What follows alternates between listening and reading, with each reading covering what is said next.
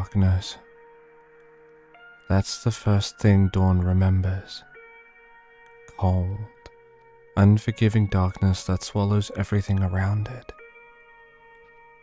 Along with it came a crashing sense of hopelessness so deep, it made entire oceans look like rivers in comparison. Then came something else. Hunger. Deep, agonizing hunger made one curl on the floor and cry themselves to sleep. Dawn did so many times. He wasn't alone. There were others who were just as cold and hungry as he was. There used to be many, a dozen or so, he thinks, both colts and fillies alike.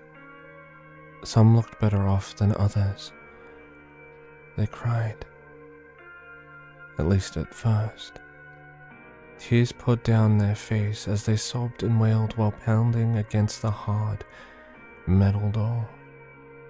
Some called out to their parents, begging and pleading for them to come to rescue them, to come to save them from the big bad pony in the lab coat. Others? They offered themselves an attempt at mercy, at escape. Just as damaged and broken as the rest of them, even before they came here. There were some who held themselves as though they were superior. They never lasted long. Sooner or later they would break down piece by piece, losing more of themselves to the darkness and hunger pains that seemed as though never ending. Then came the whispers. It's always different, rarely the same, but regardless they would rock back and forth in the corner whispering to themselves about parents, parties, dreams, nightmares. Then they screamed, a loud guttural sound that sounded as if they were being torn from the inside out. Silence, but it never lasts long. There is no such thing as silence in the dark. There are noises both from the inside and out. The sound of moving cars' heads bashing against walls. The sounds of groaning followed by desperate shrill laughter. Then came the monsters. Figures clothed in white branching metal sticks, leashes, and gas masks. Moving as if they were gliding across the floor despite it being littered with bodily filth of all kinds. Their gazes never wavered as they moved about with a particular pony in mind. Before dragging them through the door they came in. Some struggled, crawled, and screamed, only to have their face bashed in by the metal, until their movement stilled. Those who were taken rarely came back. The few who did looked even more broken than before. Dawn was hungry. Oh, he was so hungry. He doesn't remember the first time it happened, nor the face of the pony, but what he did remember was the familiar sound of the door opening. The echo of something large hitting the floor, as well as the fresh scent of blood.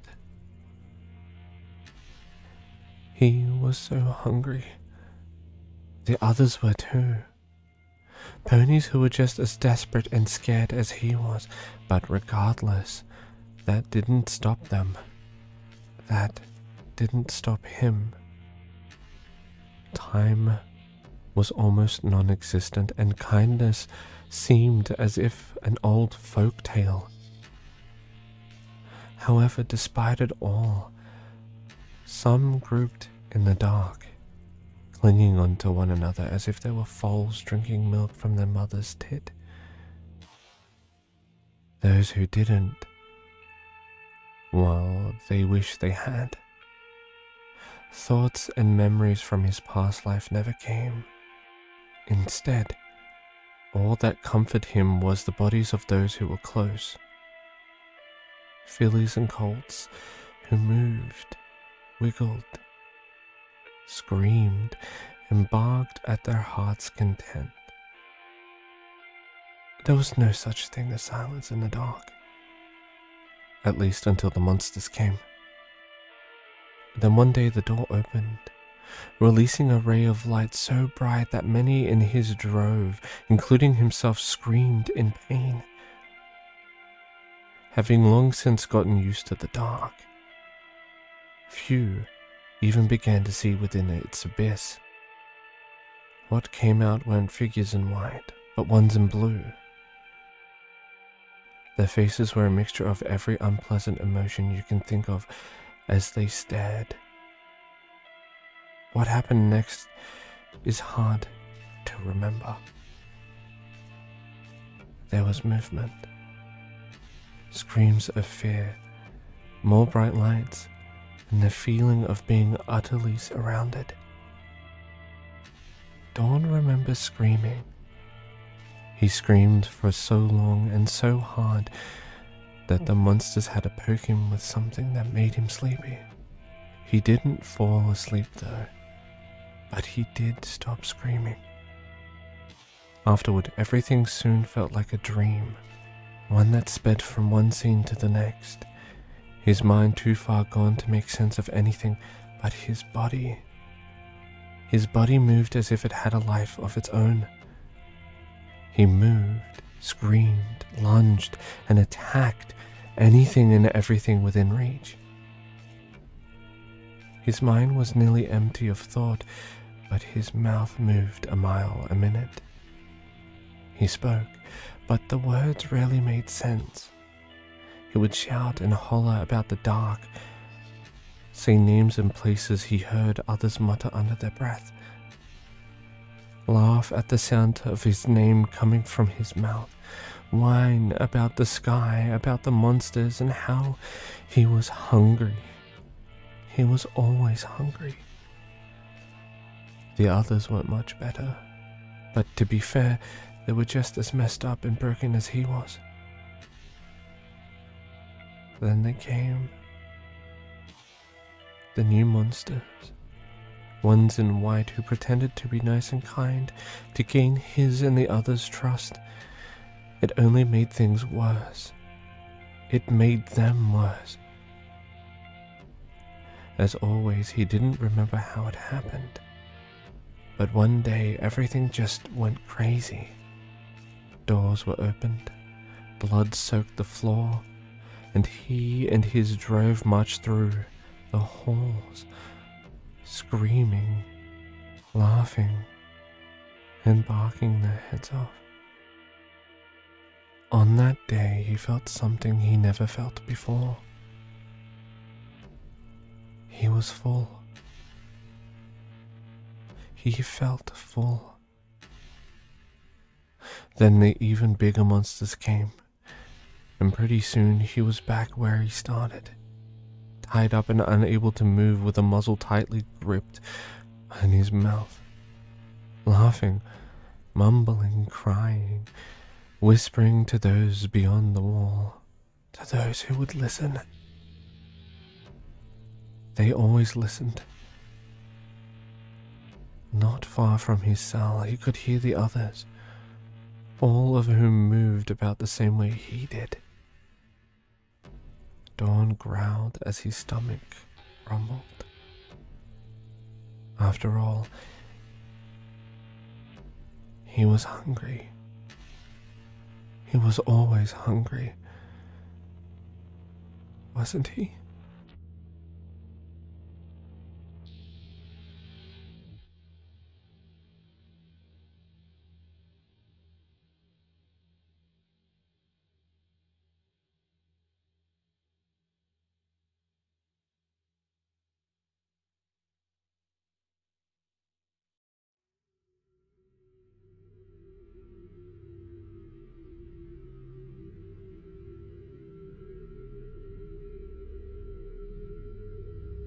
Mummy, I'm famous. The day that I came out of the asylum, you, Dad, Mrs. Face, and another were out there waiting for me. The smile on your faces was something I thought I would never see again. We hugged, laughed, and cried. You told me how sorry you were, how you shouldn't have looked away and let the monsters take me. I was so happy. When we came home, you cooked, cuddled, and read to me as if I was a little foal again. I loved how we couldn't stop smiling. When it was all over, you, Dad, and I slept there in my old room, just like we did when I had silly nightmares, and you guys had to soothe me back to sleep. I never wanted it to end. Daddy, I'm famous. It's been a month now since my release, and you took time out of your day to spend as much time with me as you could. Mummy couldn't do that because her job was too demanding, but you made sure to call your boss just to let him know where you stood in terms of me and Mummy. We did many things. We played games, both old and new ones. You taught me how to ride my bike again since I had forgotten in that funny place. I fell off, of course, but you were there to pick me back up and cuddled me until I stopped crying. Afterward, we sat on the roof of our house and you told me stories of when you were little and how amazing and cool your dad was. We laughed at the funny things before we went back down and you made me some cake. Best friend, I'm famous. Me and the pony who I now know as Green Tea used to be best friends when I was smaller. I guess I had forgotten about her and how important our friendship was. She was a little sad when I told her this, but assured me that we'll be able to make a whole new bunch of memories together. Ones that I couldn't possibly forget. We spent the first few days riding around and playing together before school started. Green Tea is a very kind pony with eyes so gentle, it made my heart putter in my chest. Mrs. Faze, I'm famous. Of course, I didn't know until you told me. Well, that's a lie. I knew on the second day of my coming home when a bunch of ponies with cameras and microphones surrounded my house. I, of course, waved at them, and when they saw me, I swear their eyeballs almost popped out in shock. Now, that alone would have been funny to look at. You tend to ask how I'm feeling and things like that, but I noticed that every time I asked you about the others, you never gave me a straight answer. Instead, you just laughed, smiled, and proceeded to ask another question. I don't like that. But that's okay, because every time I close my eyes, I can see them, and they don't look happy. Especially him. I'm famous. It's been 4 months since I came home. The nightmares never stopped. I woke up screaming every night. Tears would pour down my face as I screamed like there was a knife inching its way through every part of my body you could think of. My hooves shake with fear and adrenaline, while my mind flashes back to the nightmares. Dreams of ponies getting hung through walls.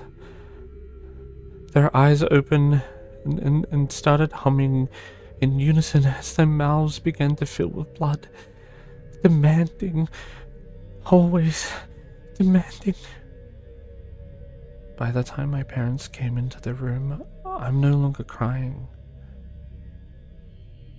I'm laughing. I'm famous. But is that enough? It's been a year. Mrs. Face tells me that she's beyond impressed. She at least expected me to have a relapse of some sort. Such a thing is beyond common for beginners after all. I just smile, nod, and ask something that has been aching inside of me for weeks. I need to know. No, I have to know. So I asked. I've never seen Mrs. Faze angry. Mummy, I'm famous. Everything is different now. At first it was amazing. I had my parents, green tea, and other new friends that I was just getting to know. At least until it happened. I don't know how to explain it, but one day things just changed. Mummy no longer smiled like she used to. Instead, she would come home late from work swearing all types of pretty things with notes and letters about how sorry every pony was about her having to go through something. Afterward, she would give me a passing glance before taking everything upstairs. The look on her face was so joyful, yet guilty at the same time. Daddy, I'm famous. He started drinking weird stuff. I don't know why, but after one bad argument, and he came home with a lot of brown bottles. Sometimes he would talk to me, sometimes he wouldn't. Either way, he started to sleep a lot, muttering about ponies, guilty conscience, and how they just wouldn't leave him alone. One time, I tried to play a game of hide and seek with the brown bottles, and of course Daddy began to look, but when he did, he slowly got angrier and angrier. 15 minutes later, he was on the couch, bawling his eyes out. Green tea, I'm famous. She still talks to me and tells me that I'm her only best friend, but we're almost always around other ponies. These ponies would look at us and whisper to one another. They would ask me questions. Questions that made my heart race and my mind scream, yet they wouldn't stop. They never stopped. It's just like them, but every other pony that I bump into, they ask the same questions over and over and over again, filling my mind with thoughts I wasn't supposed to think, feelings I wasn't supposed to feel.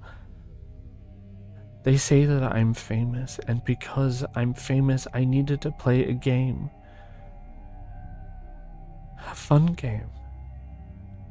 A good game. A very, very special game. A game called Lock.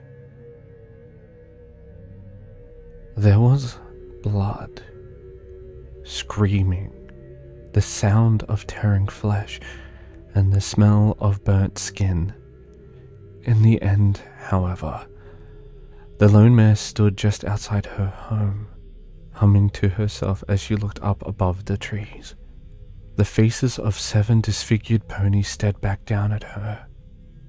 The mare giggled, rocking back and forth with red marks on her hooves as the sound of an ambulance as well as police sirens could be heard in the distance. It wasn't long before they arrived. It took even less time for her to be tased and tackled to the ground. They cuffed, restrained, and muzzled her as if she was some wild animal, even to go as far as beating her while she could no longer move. They hated her, hated that they were terrified of her and others like her. Through it all, however, she never moved, never yelled, never screamed. Instead, she only uttered one single word before her mouth was tapped shut. Hungry. The sound of hooves upon her door brought Mrs. Faze out of bed. Rubbing the sleep out of her eyes, the married mare of 3 opened the door. only to blink in confusion upon seeing 2 police ponies standing on the other side of the door. "Can I help you?" They looked at one another for a moment. One buff-looking unicorn decided to speak. "Do you know a Mrs. Redstring? Oh, the reason why we ask this is that there has been an incident long ago that resulted in the death of at least 7 ponies." Mrs. Face's expression turned into one of shock and worry. "Oh my gosh. Is she at least contained?" They looked at one another for a second. "That's the thing. Somehow, some way, she managed to escape, killing at least 4 more ponies before disappearing completely." There was silence as Mrs. Face took in the information, at least until the second pony spoke.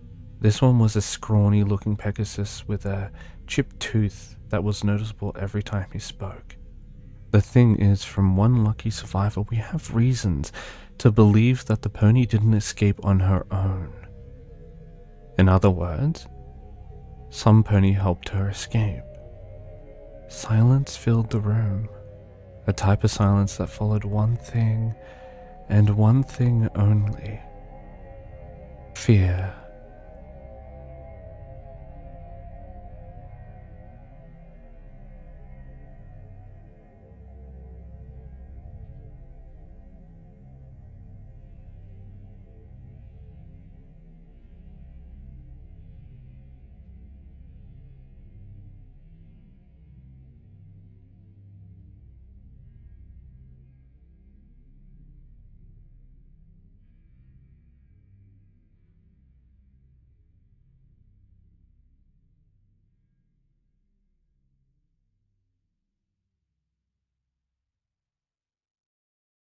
"Sir, we are going to need you to calm down," a calm and collected voice asked, only to get snapped on in response.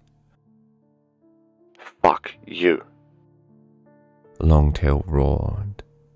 The downed and very much injured officer was sporting several bandages all over his body. The most noticeable one, however, is the gaze covering where his left eye used to be. Now in its place is nothing but a horrific injury, hidden from view. The pony in front of him, an investigator sent by the state, merely kept his composure. From outside the hospital room, Mrs. Faze and her colleague Mr. Brown watched on, using a special magical spell to see and hear the ones inside. Longtail gritted his teeth as he stared at the stranger with eyes filled with hate and fear.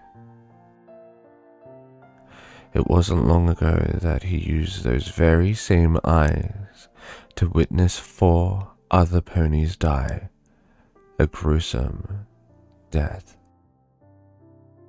He was being forced to relive it all over again. "You want the details? Fine. But I doubt you'll believe me." The investigator raised a brow, his eyes expecting. On the other side, Mrs. Faze and Mr. Brown were doing very much the same thing, more than a little eager to hear what the police pony had to say. Longtail sighed before beginning his tale. "There were 5 of us. My partner Sundale, 2 other officers, and 2 medics. Since the ponies we were supposed to save were now very much dead, there wasn't much we could do. So, we decided as a group to bring the salvage in and let another set of medical ponies deal with the bodies. But while knowing that the man was dangerous, we felt more secure about her being tied back in the med truck than one of our police cars. The first thing we did was give that bitch a lot of sedatives. So much so that by the point we were done, she looked to be higher than your average meth head. That was more than a little weird, considering that she was supposed to lose consciousness. But at this point, there wasn't much we could do other than strap her down and let one officer ride with the medics to keep an eye on things. The stallion stopped, having looked to be struggling internally for a moment before forcing himself to speak. Waiting to get to the precinct as fast as possible, we decided to take a shortcut that led up the hills of the last Luna Avatar. Do you know the place where supposedly Princess Luna died in battle while facing a being of equal power? Yeah, that one.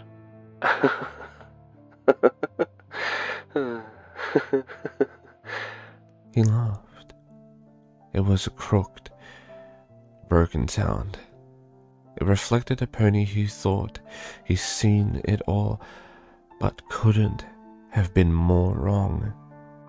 So, here we are, in a place with trees as far as the eye can see, with a prisoner who has a lot of unknowns about what she can and can't do. He laughed again.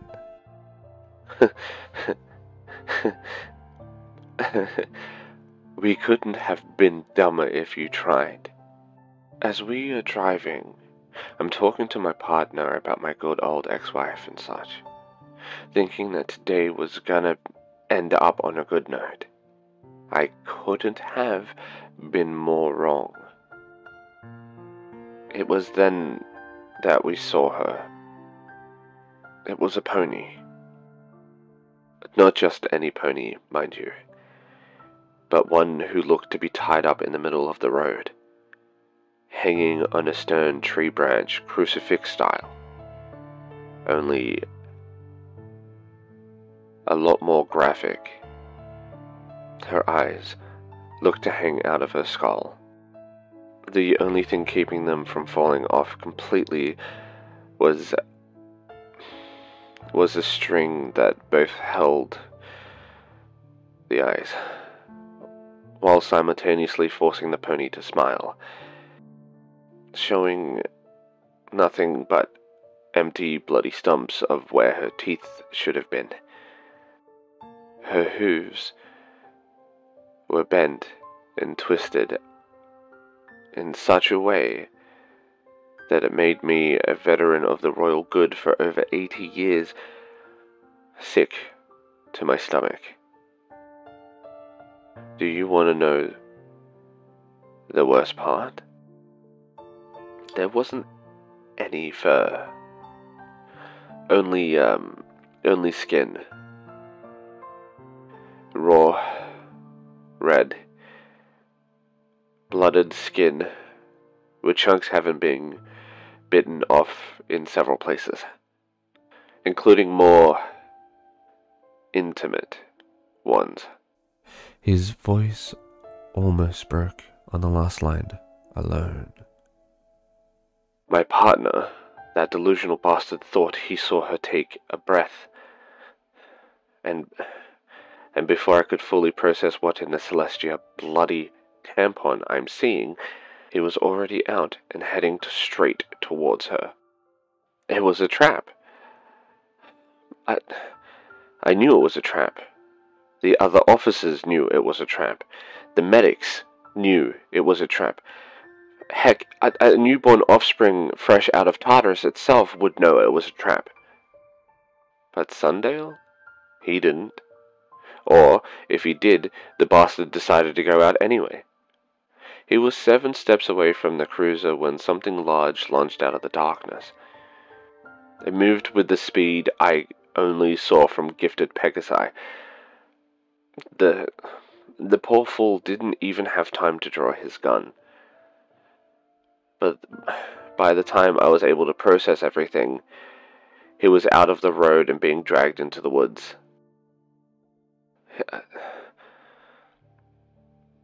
His screams. Oh, Celestia, the screams. Whatever it was eating him, mauling on him like he was a fucking taco at a restaurant. I got out of my car and immediately began firing at where the screams were coming from. Not far away, I heard the others tag along and do the same as me. It was utterly useless. All we were doing was wasting bullets, and I'll bet everything I have that that damn thing knew it.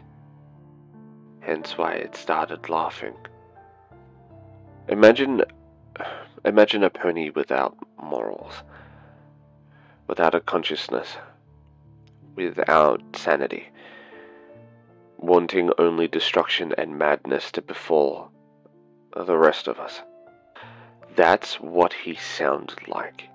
He wasn't the only one. No, you see, the first one was a distraction, nothing more than a moving target you couldn't even shoot at. I was so stupid. By the time I realized this, I heard a scream from behind me. I turned, expecting the worst. What I didn't expect was to see a stallion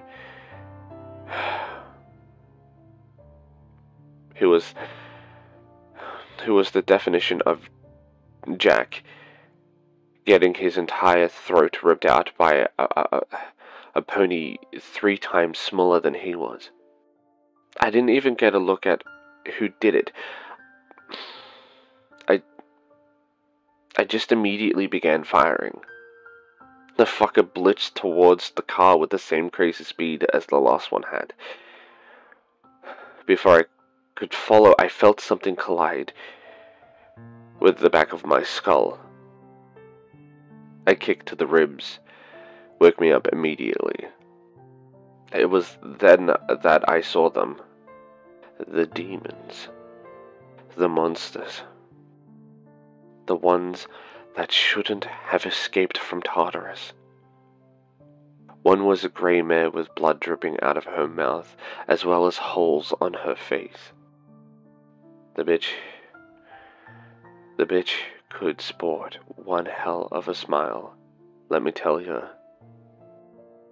She was whispering words like, "Why?" over and over again. Their eyes darted around like she was expecting something to happen at any moment. The second was a yellow stallion that looked to be obsessed. However, with a huge full of my partner's flesh in his mouth. I could understand why. His eyes were wide like the mare's, but in those eyes was the promise of violence and slaughter.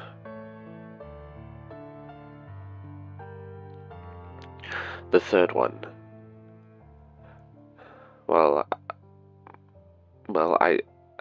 I knew why she was so small. A filly. The mare who killed one of our best ponies was a goddamn filly.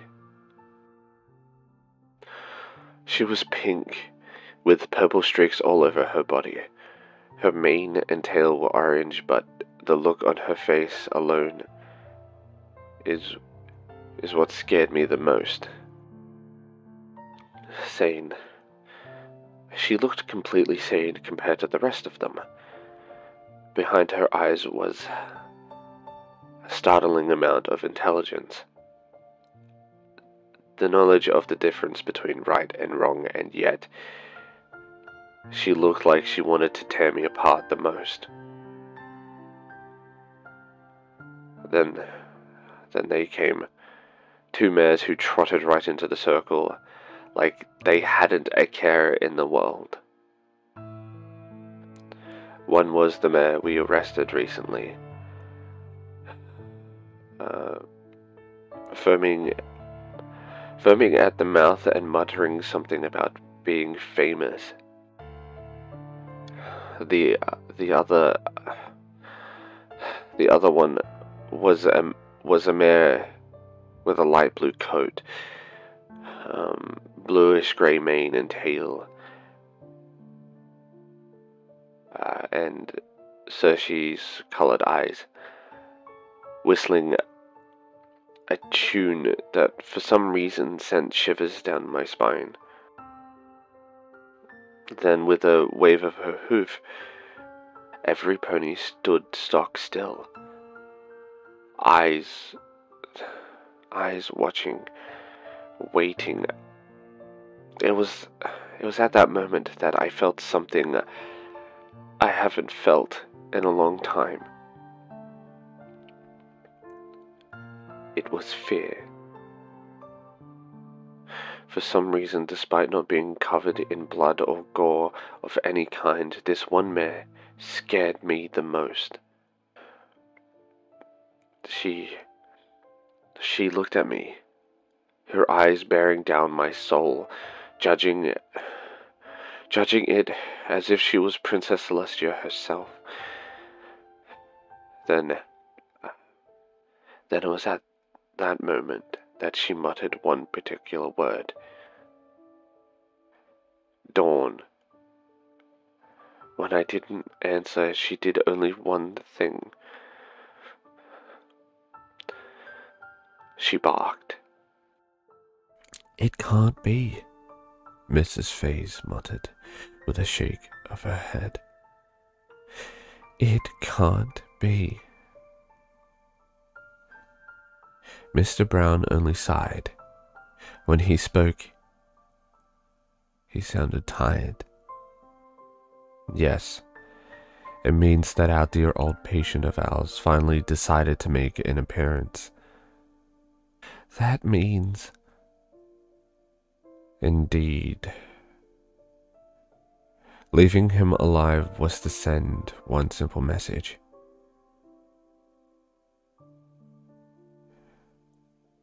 War.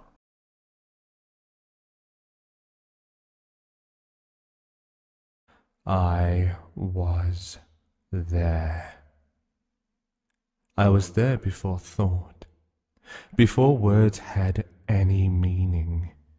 I was there before the light from the sun began to grow, spreading around the planets like a weed. I was there before the darkness that appeared before the light. I was there before there was nothing, and I was there before the nothing began to form life. I was there before time, before life and death and all the other gods after that. I was there, and I watched. I watched as the universe began to expand and grow. I watched as little balls of light began to appear all around me, one by one. I watched as over time planets began to form, becoming more than the empty rocks they once were. They had a purpose now, and that purpose was creating things known as life forms. Beings that rapidly aged and died before I could even blink, and yet I found myself drawn to them, like a moth to a flame. Then they appeared. Little life forms along with the very gods began to worship. I was there as these very same beings that they loved and cherished demanded sacrifice to satisfy their never-ending ego. The thing called control leached onto them before they could take their very first breath, and it corrupted them, turning them into little puppets that are ruled over by their pleasure instead of their people. I watched. I watched as over time the gods began to die, only to create more gods to rule. Yet their prison did not change. Instead, it only grew with each new life form that looked up to them. Soon, something else began to form, an aspect that some gods couldn't resist. War. I watched as millions marched on the battlefield for their god or another meaningless purpose before dying in droves. I watched as daughters and mothers who survived the battle were taken in and raped for days or even years before being granted death. The sons who try to resist or fight back against those who try to take them away from their families were killed and hung like cattle.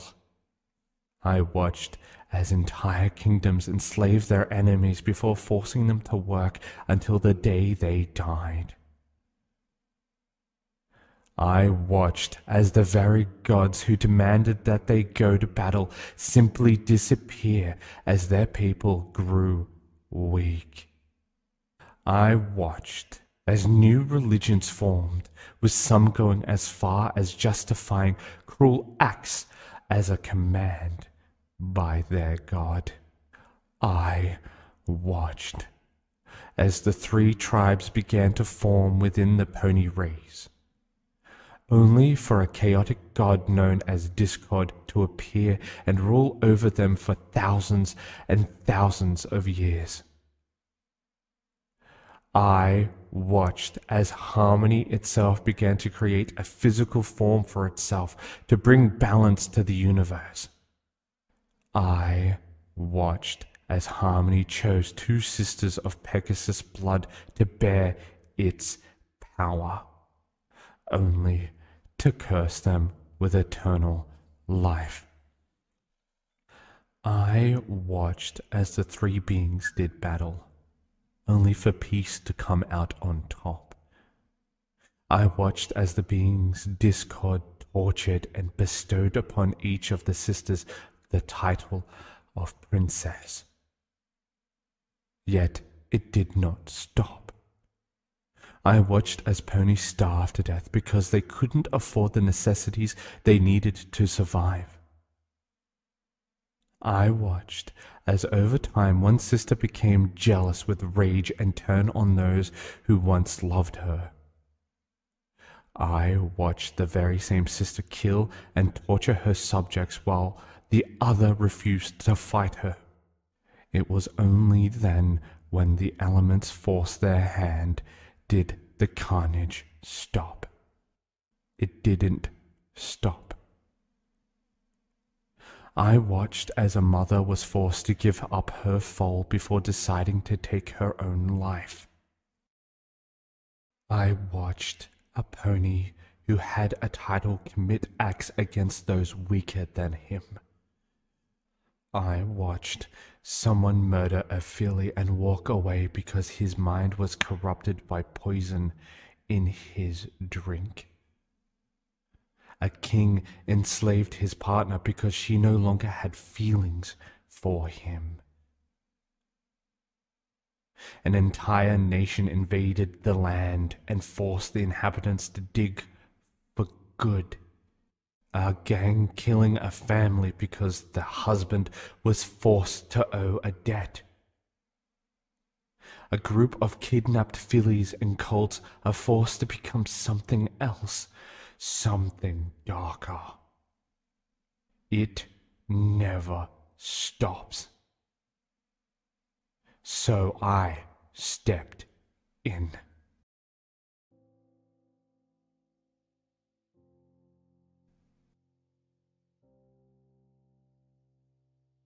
It was around 9:30 when reports of screaming came from inside a house were reported. However, it was apparent to those around the area that the folks inside that home had problems. The type that involved a lot of screaming and yelling with the occasional physical abuse from either party. What made things even sadder was that a small colt who ponies had barely seen also lives inside that home. The only reason they knew this was the occasional crying of someone who sounded too young to be either of the couples. As police ponies forcibly entered the home due to valid safety concerns, the sight that waited for them wasn't pleasant. The two married ponies were found on the floor in a state that words couldn't even begin to describe. It was something both beyond words and your deepest, darkest fears. Close to the couple was a colt. He was light brown with a blonde mane and tail. However, the very first thing that they noticed about him was the chains around his hooves. Chains covered in blood. Only it was his blood. The poor colt was abused. The scars that littered his body, as well as the smell of someone who hasn't showered in months, made it all too clear. However, as one officer began to approach the colt looked up. His mismatched colored eyes shone with a twisted sense of excitement. "Do you want to meet my new friends?" The officer's reply was replaced with screams as something large emerged from behind the colt. Faces. It had so many faces. Nothing hummed lightly to himself as he exited his home. Wiping the blood from his eyes, the colt began to march down the street. As he did so, the ponies around his house began to call out to him. "Their fault." Something from within his mind echoed, and nothing agreed. It was their fault. It was every pony's fault. As he thought this, a portal above him opened. What walked out were beings made out of the little nightmares in his mind. The ponies around him screamed, only to be silenced as something louder screamed back. "Make them pay. Make them all pay." Nothing smiled. Sounds like a plan.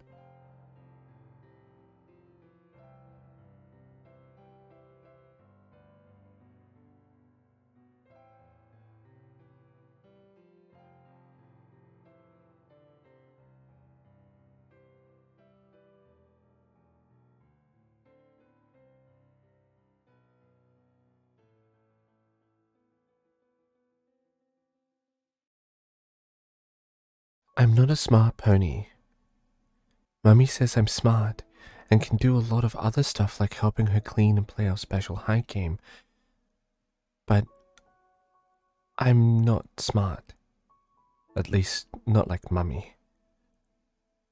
Now Mummy was the smartest pony in the whole wide world. She could do a lot of cool things like reading and stuff. She tried teaching Angel how to read, but I'm no good with big words. When Mummy sees this, she gets sad, and she tells me that she's sorry, which makes Angel confused. Mummy once told a story about a god and a princess, and how they were supposed to get married. There were flowers, candy, games, and lots of ponies. Before they could, though, some mean big bug thing showed up and tried to stop them. Wanting to fight and save their kingdom, they combined their magic into one single blast that sent all mean bug things away. Isn't that great? Mummy only shakes her head. She tells me that magic that was sent out traveled far and wide all over Equestria. The magic itself began to change into something else. Something bad. When it hit other ponies, it made them want to do bad things. Things that only big grown-up ponies can do. They did this for a while until the magic went away. Then I was born. Mummy would always smile when she tells me this. She says that I'm a good pony, and that she was blessed for having such a good colt. After this, Mummy would then say that unfortunately, Daddy wasn't ready and that she was forced to leave her home. When I would frown, Mummy would assure me that when Daddy's ready, we'll all be one big happy family again. I can't wait.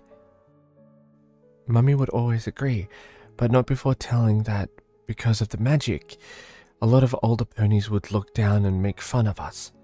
She tells me that she needs Angel, her sweet little colt, to be big and strong, no matter what. I don't understand why ponies are mean because of the magic. Or why do we have to sleep outside sometimes, and why the mean ponies will sometimes scream and chase us with big sticks and other things. Mummy says it's a game we play, but whenever we play it, she would hold me tight crying while running away. Sometimes we can't run and the ponies catch us. When that happens, Mummy and I play a new game. It's called Who Can Scream the Loudest. Mummy always wins. I don't scream because Mummy says it's bad for your throat. When it's all over, we go home and cuddle on the bed. Mummy tells me more stories about Daddy, her, and her mummy. She tells me how happy they were and how she missed them. I make sure to cuddle Mummy and give her all my love so she can feel better. It always works. Sometimes I would walk into town and see other ponies. Ponies with big old hearts in the middle of their backs, just like me. Some are moving around like me and Mummy, while others don't move so much. When I ask, she says that they are pretending to be worms. Silly ponies. Sometimes I would have to hide in the closet or under the bed so that Mummy can play with her friends. This is the special hide-and-seek game I told you about. Sometimes it's quick, but other times Mummy takes a while to find me. That just shows how good I am at hide-and-seek. The trick is to always ignore the noises Mummy and the stallion makes. She doesn't tell me, but I figured out that they were talking in a way that I can't understand, so Mummy can figure out where I am faster. Cheater. When it's done, Mummy and I go to eat pizza together. We laugh, play, and chase each other all the way there. One time, I ate a ton of brownies Mummy made for me. They were so good, but also made me very sleepy. The last thing I remember before everything went dark was Mummy's crying face. She said she was sorry. I remember waking up with my tummy hurting a lot. Rolling over, I saw Mummy beside me laying down with something big in her mouth.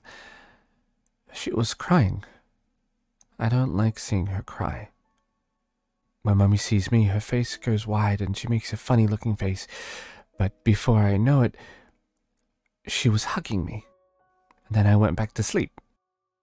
I don't know how long it lasted or anything, but when I woke up again, Mummy was sitting right there waiting for me. She couldn't stop saying sorry, at least until she played the game. The one where she never wakes up. I don't know why, but after meeting her special friend, Mummy wouldn't move. It happened when the pony wrapped his hooves around her neck. I don't like this game, but Mummy says that you shouldn't be afraid to try something new. So I did.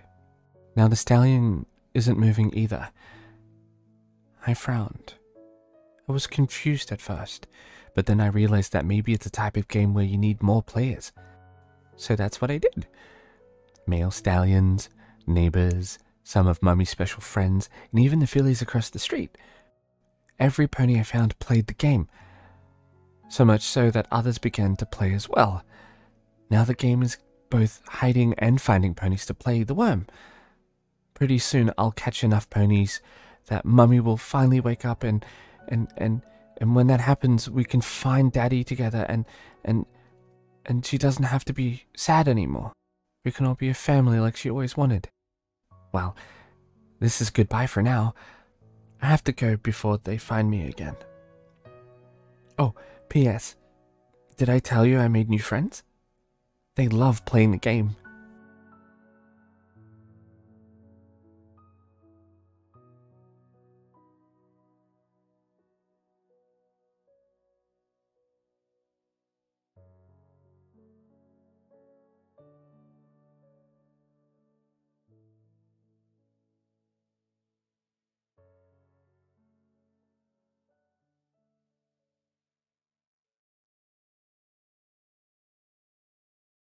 The world is seeming to spiral further and further out of control. Then again, it is not surprising after all. The streets are rampant with chaos. Ponies' trust in one another is at an all-time low. Then again, some have managed to side with those they deem evil. Monsters with no soul roamed the city streets. They looked like you or me, but deep down their minds were simplistic, like a rabid animal. But for some reason, they too longed to be freed from the shackles that bind their souls to this earth. It sickens me. Why do they deserve sympathy and understanding while I receive vitriol and pure hatred? Hypocrites, the lot of them. I cannot continually let this get to me. I just need to let it fade away from my mind. After all, I am on the job. I need to focus. As I sit here in this car alone, I am keeping an eye on a house I needed to stake out. I managed to spot a young mare trotting inside the house. I thought about how lucky she is. Lucky that she was not in my horseshoes. Then again, I'm only here because I was hired to catch her cheating. I leaned back in my seat. I hear a chuckle escape my lips. If she is cheating, then the pony in question will surely show up sooner than later. All I have to do is play my part and wait. And if I am lucky, I'll catch some sweat-inducing action. I jumped from the silence-ending sound coming from the outside of my car door.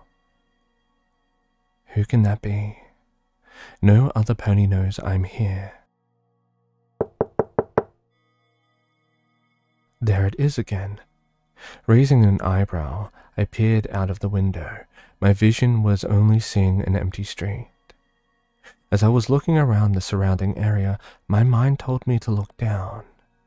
Adhering to my paranoid mind, I looked down, and lo and behold, there was a foal standing quite close to my car door. Sighing, I began to roll down the window, but as I did so, I remember something from another pony instructing me to keep my eyes dead on the foal's eyes. However, her eyes pierced right through me. I noticed that her eyes were quite milky white. Man, you would think she was blind, but her stare told me otherwise. I felt like I was being sized up. I could not have been. That is crazy thinking. But then again, her gaze did creep me out. What do you want? She didn't answer my question. Well, not verbally at least. Instead, she slowly moved her hoof to her face and slid it across her mouth in an almost playful manner. I'm not going to lie, I was starting to feel intimidated by her quiet existence. I got up and leaned out of the window. I was about to tell her off in so many words that would make her parents cry from the profanity. But I was cut off. There was a scream It emanated from the house I was supposed to look over. As I quickly looked over to the house, I saw that the front door was forced open. Confused at the current situation, I looked over to the fall. But when my eyes got to where she was standing, there was no sight of her. Since I no longer need to worry about the fall's safety, I practically jumped out of the car and rushed towards the front door of the cheating mare. They tell you at the police academy to never enter premises like this without backup. I broke that rule. Rushing in, I was expecting a robbery gone wrong, or perhaps her secret lover in the midst of trying to kill her. It was usually common for that to happen, especially if things between them escalated because of the affair. You would be surprised how far a pony will go when they had to tie up loose ends. I did not see that here. Instead, I saw claw marks of varying sizes litter the wall and floor with specks of blood scattered around the area. I found that the situation started to escalate into something more serious. In turn, I tried to keep my fear down and concentrate on the job, even if that meant I had to try and keep my underwear unsoiled. It didn't take me long to find her body. Well, her and her lover's body. She looked as if she was attacked by a feral animal. Her head was several meters from her torso, which was ripped open from what looked like the same claw marks from the walls leading to this room. Her chest cavity was caved in. Her heart and left lung were missing, as well as her large intestine was being pulled by her lower body. Her stomach was laying next to her body. Who, or whatever did this, ripped that open as well. The foul stench coming from it filled the room, and I tried not to vomit from its smell. Oh, and the mare's eyes. I found one of them in the lover's mouth. The other one, though, it looked as if it didn't exist to begin with. Either that, or it must be in the possession of the attacker. I had to report this to the station. I hated that place, but regardless, I had to report the situation here. So I did. Shortly after reporting the crime scene, one of the detectives came over to me.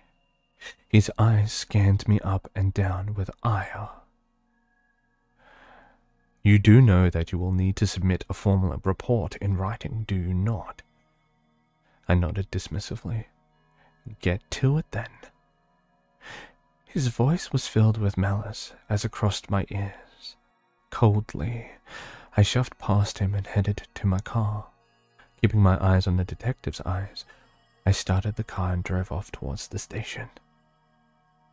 As per usual, I was bombarded by the chief with accusations and questions. Mind you, I barely entered the station's front doors. I told them everything I knew about the situation, which was not much. As I was disassociating from the aggressive questioning, that random feeling started to come to the forefront of my mind. Who was she? Hours went by before I was let go. I guess the chief was sated enough for him to quiet down and let me leave. Finally, I can get some rest. I got in my car and headed home. Again, Hades? Why is it that you always manage to shame your family name? Father shouted whilst Mother looked onward with nothing but solemn pity. I will never forget that look from her.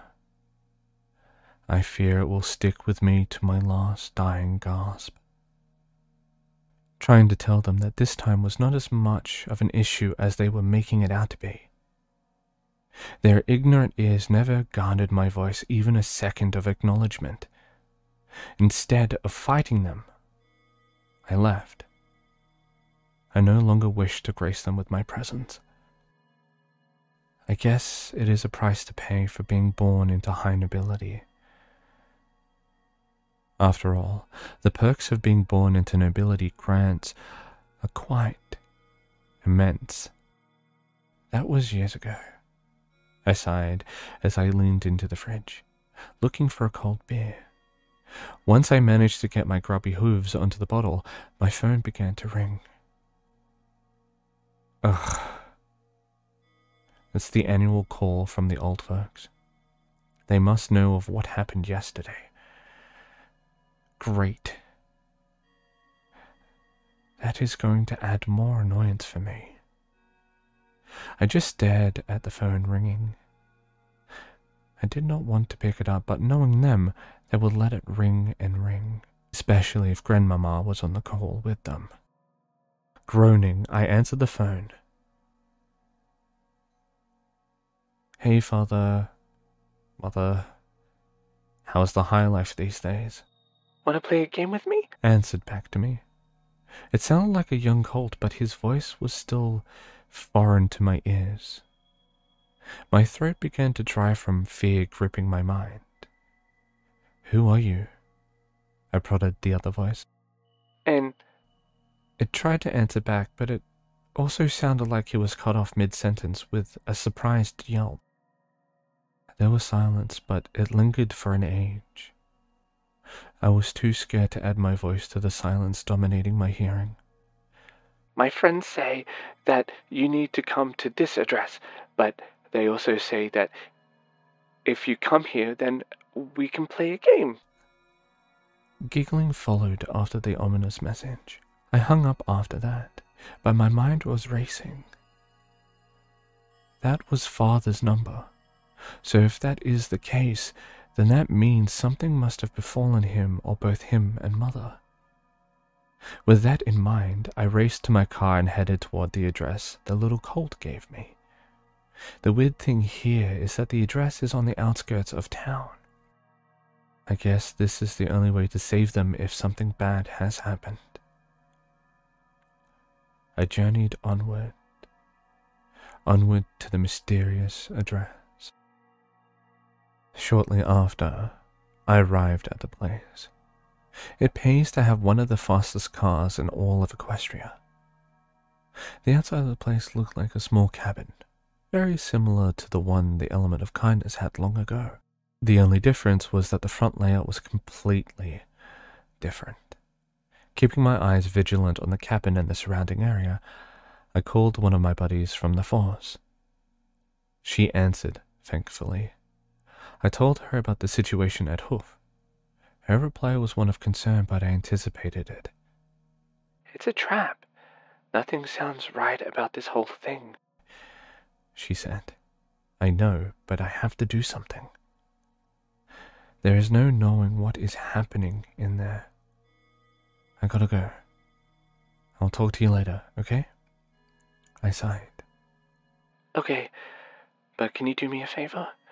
Don't do anything stupid. I hung up on her and got out of the car. Here we go. I breathed in deeply before I made one hoof move forward.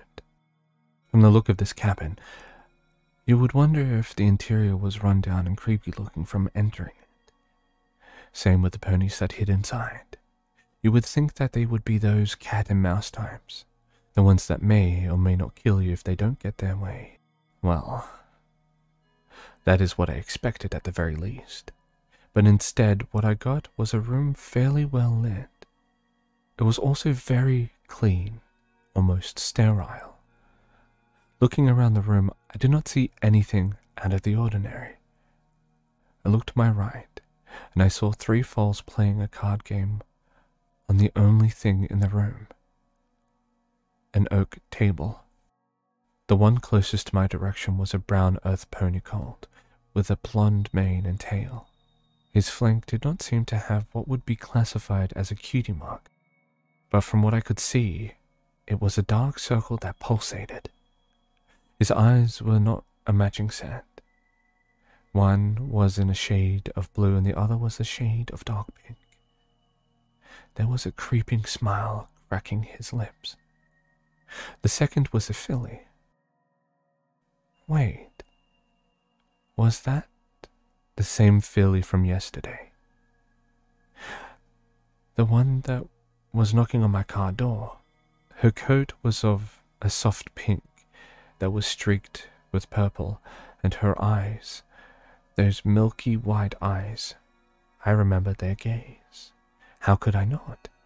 Her lips were formed in quite a smug smile, as if she was the one that organized this get-together. Besides her, he was quite close to her, but he looked like another earth pony. His coat was a turquoise yellow with a dark red mane and tail. His eyes were grey, but they were also filled with joyful innocence while he played the card game with the other two. His kitty mug was a dark feather. I blinked. This would be easy. They are just foals. But before I could move closer to them, the floor from underneath me opened, and there was pitch blackness as I fell down into the unknown of this cabin. Somehow, as I was falling, I began to see a magical hologram. It was in the shape of a mirror. It was from the perspective of a young foal. A young filly. She looked lost and scared. She was calling out for her parents in a supermarket. She screamed and cried for them, but then I saw a stallion approach her with a kind smile and words of reassurance. Hey there. Are you lost? It's okay to be scared. Say, did you get separated from your mummy and daddy? Well, what if we go look for them? Here, I can help too. I can put you on my back and then you can point them out to me. What do you say? That promise was never fulfilled.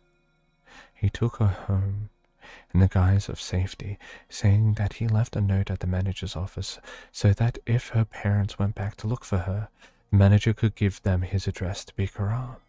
He distracted her with food and cartoons. She didn't care, because he said that her parents would come to pick her up. And shortly after, she fell asleep. Later she woke to find herself being pinned to a bed by the stallion. His eyes roamed around her body, wide and lustful. Hey, it's okay, sweetie. Your mommy and daddy are indeed coming to pick you up. There is nothing to fear, okay? Soft screams began to ring out as he began to violate her. I felt every second of that because it was me who violated that foal. Still, I fell into the ever-darkened pit. As I hit the ground, a very loud snapping sound filled the soundless pit. Pain found my synapses quickly as I began to scream bloody murder. My hooves. I could not feel my hooves, so I figured that I managed to snap most of them from the landing of the fall. A voice slowly emanated. Hungry? No, that cannot be. I remembered that voice. It belonged to a pony that should be dead. Hungry, ever so hungry. The face of the voice made itself known to me as she began to trot into the dim light from the hatch above us. No, she was supposed to be dead. Or was she still alive? This question raced around my already nerve-wracked brain. I looked around her. There were others. They too had her crazed look. They looked like monsters that lived under your bed. There were a group of mares, stallions, colts, fillies, and even some diamond dogs. I remembered each of their faces. They have been the victims of crimes from my life living on this earth. I ruined their lives, destroyed them as living beings. I've ruined so many lives in my lifetime. I wish they would stop staring at me. I feel everything they are feeling towards me, their hatred, sorrow, and malice. I felt every iota of it, and I absolutely hated it with every fiber of my being. I know they are angry. Hell, their eyes say it all. Defeated, I lay down on the ground, accepting my end. I know that I will not get a gracious death, but death I will receive nonetheless. One last thought went through my mind before I felt the pain of me being ripped apart by teeth. Was I the real monster? You got a 6? Nothing shook his head. Goldfish. Philly pounced as she had to pick up a card. Her friend sitting next to her focused hard on his cards. Angel's friends may be good at this game, but Angel is learning, and if Angel learns, then Angel can win. The other two smile from Angel's outburst. Their ears perked as they hear a blood-curdling scream emanate from the open trapdoor. Well, Philly's and Nothing's ears perked. Angel on the other hoof looked up at them both. Once they both nodded, he trotted over to a nearby closet and opened the door. Inside were 2 ponies. Their faces did not hide the fact that they were terrified of being locked up in the closet. Rubbing his hooves in excitement, he looked directly at the 2 grown ponies and smiled. "Wanna play?" Moments later, the very same ponies bolted out of the cabin, desperately trying to gain ground away from the malicious foals.